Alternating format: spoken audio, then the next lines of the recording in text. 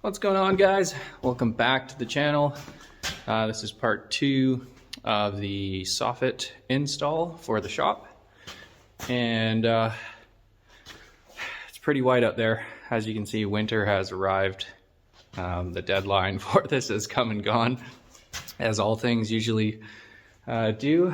But yeah, I have made a bit of progress. I'll show you guys what I've gotten done here. So yeah, we're, I think, -7 Celsius right now. So I have to confess that I did do a lot of work without filming it, just because I needed to make sure that it was actually going to work. But you can see kind of what I'd envisioned. So I got this side done. Coming around the back. It's not entirely perfect, and I've got the back done here. So what's left is just the far side and the front. And yeah, you can see we've recently just had a ton of snow. I think we got, must have been over a foot. Oh yeah, and a buddy came over and we put in a door. So we do have a working door now, which is really nice. Okay, you can see just tons and tons of snow here. So if you remember in my first video here, I ran that chalk line across the front, but in doing that, I forgot to account for the thickness of the wood. So had to redo the line, and I did it on the back, and I originally tried it with the chalk, but just not super happy with, you know, it kind of bowed in the middle, so I don't know if I wasn't pulling it tight enough, but whatever. Kind of gave up on that and bought one of these cheap levels, and seems to work okay. They're really hard to set up, honestly, and then if you're, whatever you're setting it up on isn't sturdy, they tend to bounce around. But and the downside is they're really hard to see when it's light outside. So, but yeah, it's a cheap cobalt level. Seems to get the job done. So what I did was I took the thickness of the wood and measured down from the rafters at certain levels and at certain spots. I think it was 8 3/16 inches. So just took a few marks across and then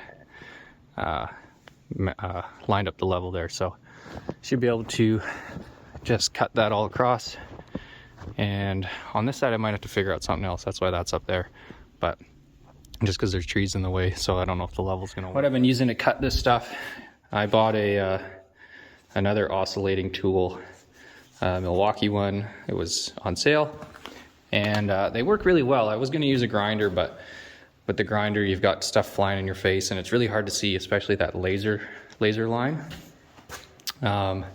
So I found these work really well. They're a little bit slow, they're really loud, and the blade choice really matters. That thin sheet metal, you need something, definitely a metal blade for sure. I found the Milwaukee metal blades are absolute garbage, but these those rock blades work pretty well. But I'm gonna try out this one, Fane. I don't know. It was quite expensive, so hopefully it does the job here. So yeah, we'll get out there and start cutting that stuff off.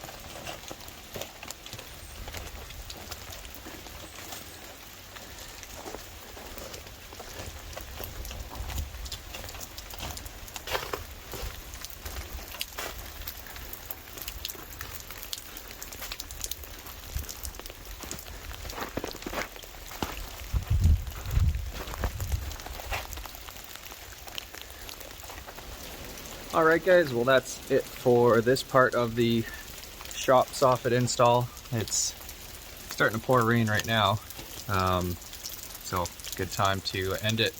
Gonna fix up those little bits and pieces there, and there's some wrinkles just in the gaps, and you can kind of see that back there. And then we definitely need to add some vents, because even having it slightly closed off, you can see the moisture building up on the underside of the roof. So yeah, definitely adding vents is a big must for this, definitely being in the coastal temperate rainforest. So yeah, I'll figure out how many vents I need. There's a quick calculation that you can do to sort of tell you how many you need, but that will be for another video. And then we'll also fix up the other side there where the drain or the roof is coming down, and just sort of close that off. So yeah, anyways, that's it for today. Thanks for watching.